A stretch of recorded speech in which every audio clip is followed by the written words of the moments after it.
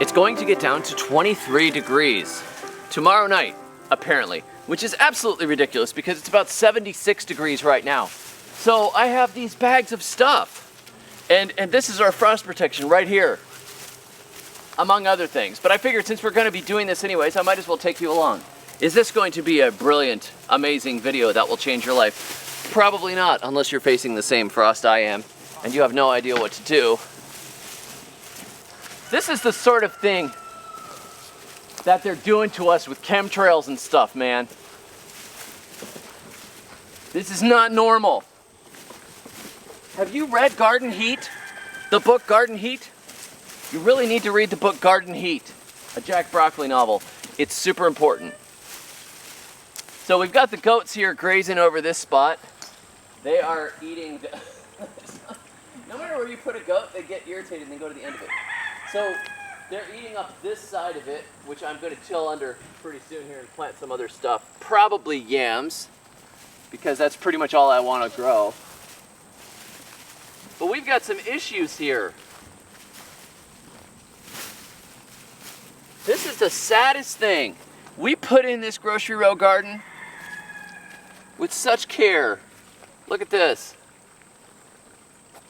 This is a Rachel mulberry. If I don't cover this poor tree, tonight it's supposed to touch freezing. Tomorrow it's going to be brutal. What is this?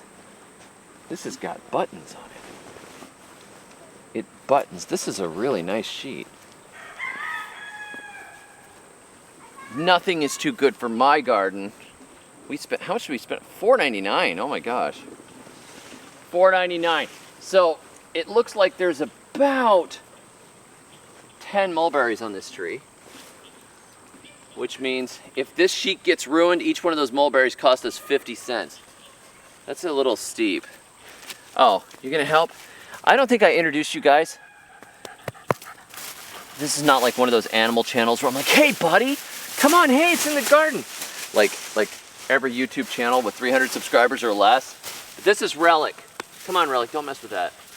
Relic is named Relic because she was abandoned outside of the antique shop, and my wife and I were out on a date, and this mangy, sad little puppy, ribs showing, right? Your ribs are showing.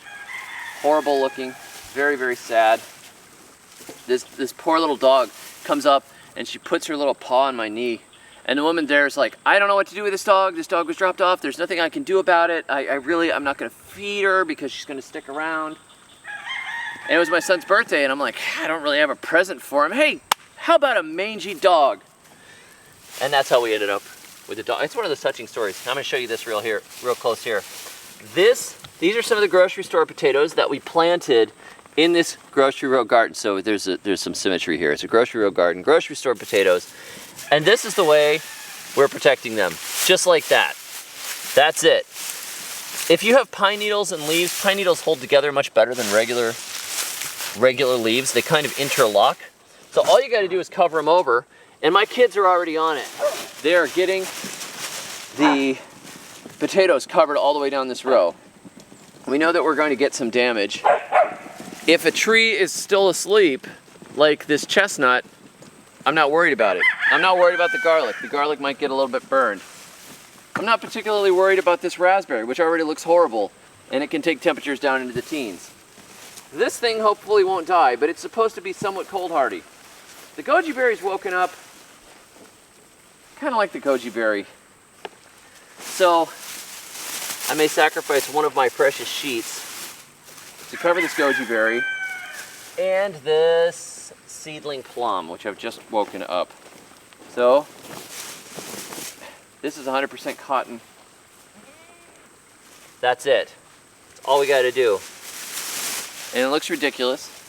And your wife will ask you why you're in the laundry and doing this with all of the nice sheets. You guys are doing great. So you see how big these potatoes have gotten? It's been 60s, 70s, even into the 80s. And the potatoes look incredibly nice. What we can do, guys, is we can hill up the sides of these first, and then you don't have to use as much mulch because they need to be hilled anyways. So if they're tall, like that one, go up around the sides, And now we're protecting that bottom part of the stem, and it's gonna root out and make potatoes anyways. We've got a little seedling amaranth coming up here. It's one of my daughter's amaranths. That's great. And then just the top of it gets covered over. And it's not that big a deal. This is a dwarf mulberry. Do I care enough about the dwarf mulberry? No, I don't. I'll just cover the bottom of it.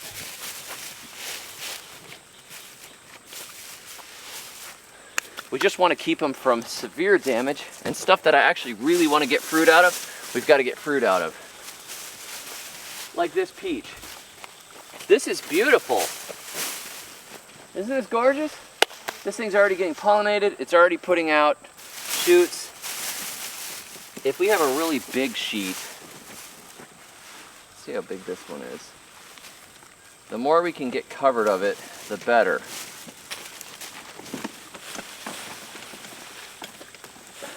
This is one reason why it's not a bad idea. Why it's not a bad idea to keep your trees small, because if they get big, you can't protect them in a frost.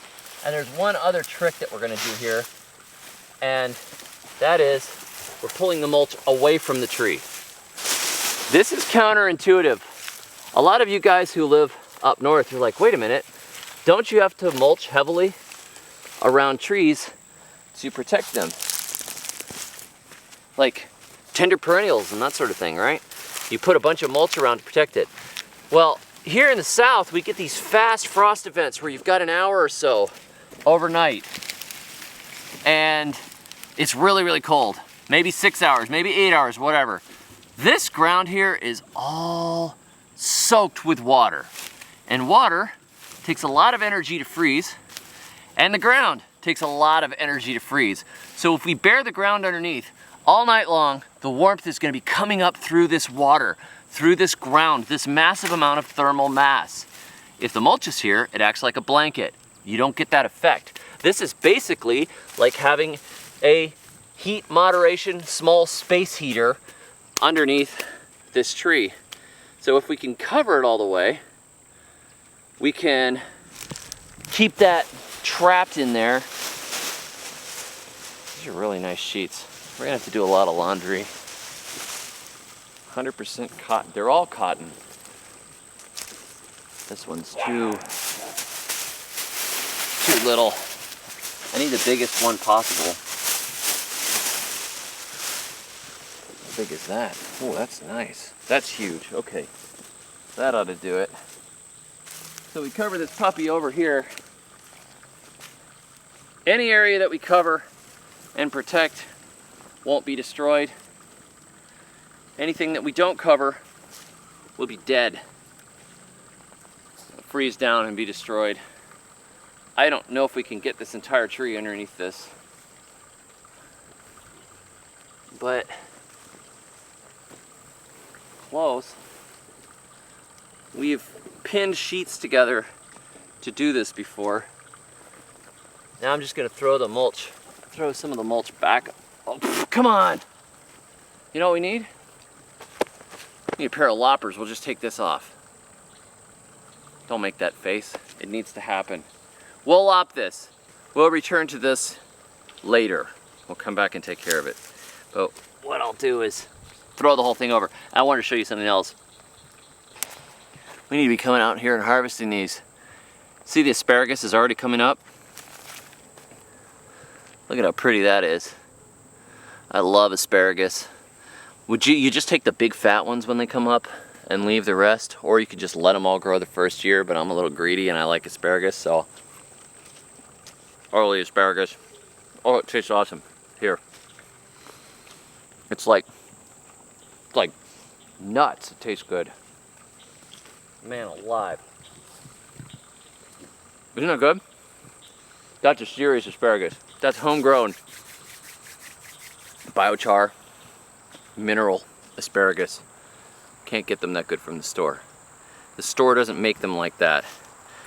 Top was gonna freeze off anyways. The ones that I do see coming up, I want to cover here. There's more coming up. A little bit of protection. We may get some frost damage on some of them, but they should push through that later. Poor little things. I don't know if we have enough sheets. Look at that one branch of that peach is going right there. Why is it doing that? One branch decided to go. You know what? I know why it's doing that. This is the grafted portion. This is rootstock. Look at that. There's the graft. This should have been cut off last year. The rootstock obviously has more. This wants to burst before the rootstock does. That's interesting. I'm just gonna let that freeze because I just honestly don't care. So my wife tells me that there's a duvet over there that's bigger. There's a duvet. I don't even know what a duvet is, but it's huge. She says it's massive. It's like the best frost protection ever. I guess that's what it's for. Duvet is a French word that means a frost protection. Look at this. Look at these guys. These are awesome. That's what I want to see. I'm just gonna come out here and graze them down like a goat. That is awesome. I think I may not harvest these. I might just let them all go. I'll see if I can get that underneath the duvet. The duvet is the first one we used. Okay, so this is like a minivet, small vey, small frost protection. The duvet is like a double size vey. Big, serious frost protection. This is the one. Oh yeah. That's huge. Let's see if that works.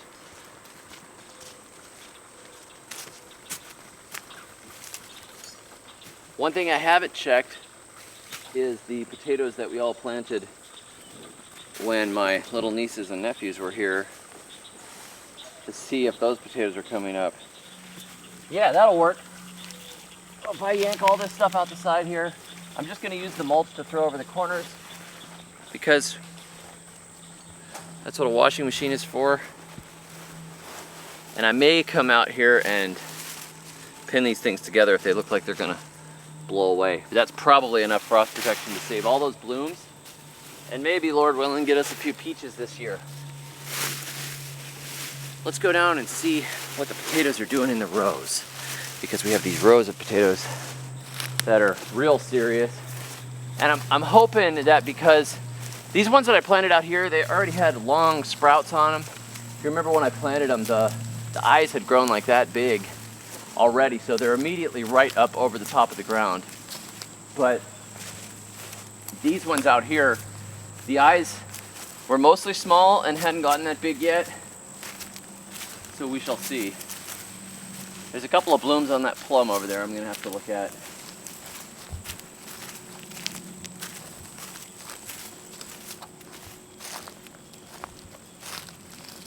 We planted these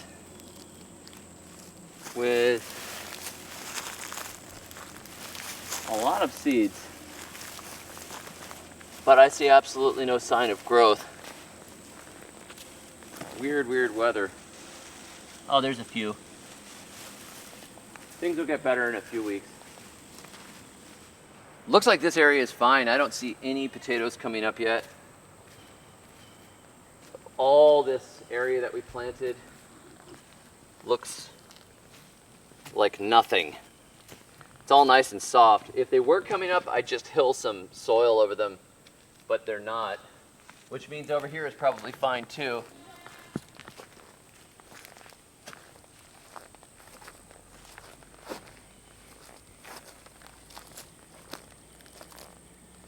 Yeah, I'm not gonna worry about it.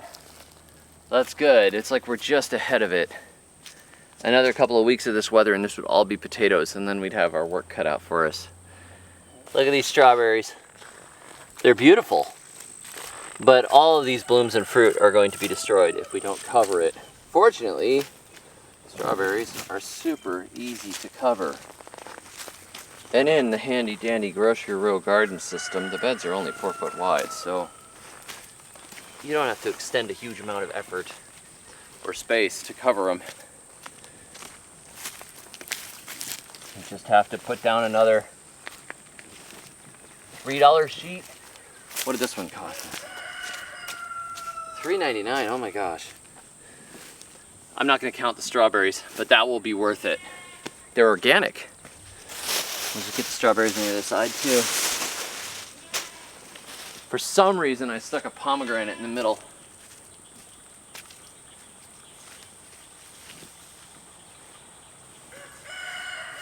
There we go. That's all we need.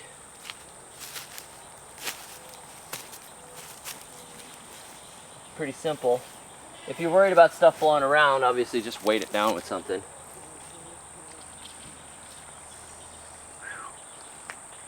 I hope these plums, they're just starting to wake up. I hope they're fine.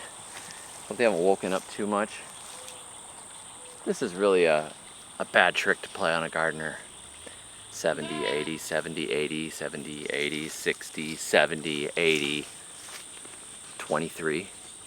I noticed that this blueberry is all leafed out and it's got blueberries on it. And then down at the base of it here, look at all of these Brazilian cucumbers. There was a huge, loathsome Brazilian cucumber bush right here. And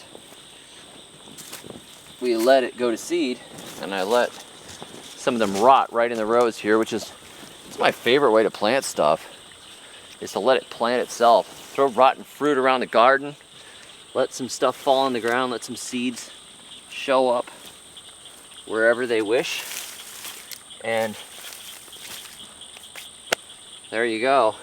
There's a tomato right there. That's probably one of my daughter's Everglades tomatoes.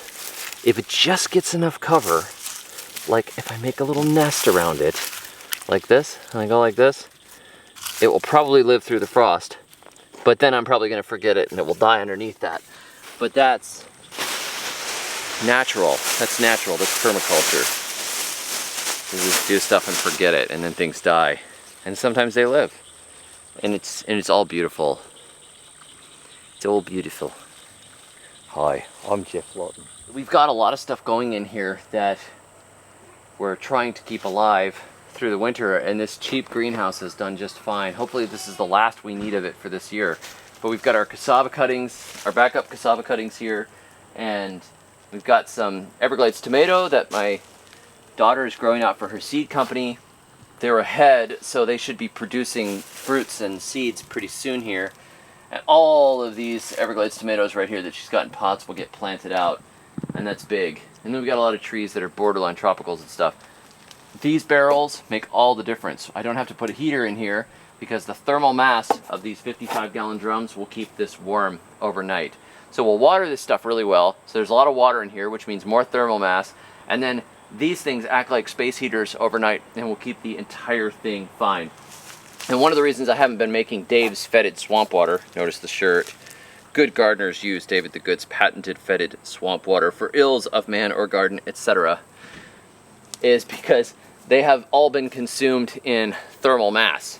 So they're being used for thermal mass right now. When this is done, when we can take the greenhouse down, I just had a limited amount of barrels and I wasn't able to get more. So they're just holding water right now, but they will be used out in the garden to make Dave's Fetid Swamp Water. I will put a link to the t-shirt below. My friend Aardvark designed this one and his family company sells them. So I like this shirt. This is an Aardvark original. I'll put a link below. You can support a good family business, and I get a few bucks too. Unfortunately, around the greenhouse here, we've got stuff that's already waking up, like this chaste tree, and these roses, and these chestnuts. I started a bunch of chestnuts from seedlings, like improved varieties of chestnuts. They're all waking up. I really don't want them to wake up yet. Every one of these that is awake is going to get wrecked. This poor loquat, all this stuff is going to get wrecked. So what we've got to try and do is either put them on the back porch or put as many things as possible into the greenhouse. And the greenhouse is already a total ridiculous mess. So we don't know if that's going to work or not, but it's they've got to go somewhere. It doesn't matter for a day or two if I put them in an outbuilding or in a shed, but like this blueberry, if this freezes right now, we don't get any blueberries. That's kind of sad. I was a little late on planting some stuff. It felt like I could have planted stuff, you know, 2 or 3 weeks ago, and I'm pretty glad we didn't just go ahead and go gung-ho on it. This is a very tricky climate, going back and forth between tropical weather and freezing weather. And I know some of you guys further north are gonna laugh. That's nothing. But it's something for me, and I want you to respect my emotional experiences. Anyhow, thanks for watching. If you want to learn more about growing tropical plants outside of the tropics, you can check out my book, Push the Zone. If you don't know it, I am a author primarily and a YouTuber that just sort of ended up YouTubing. So anytime you buy my books, it supports this channel, and I appreciate it. And I have a lot of books on a lot of different topics, so check them out. I'll put links below. Thanks for watching. Catch you all soon, and I hope that you all get through this frost okay. On the other side of it, we'll go and look around, and I'll take you with me. Until next time, may your thumbs always be green.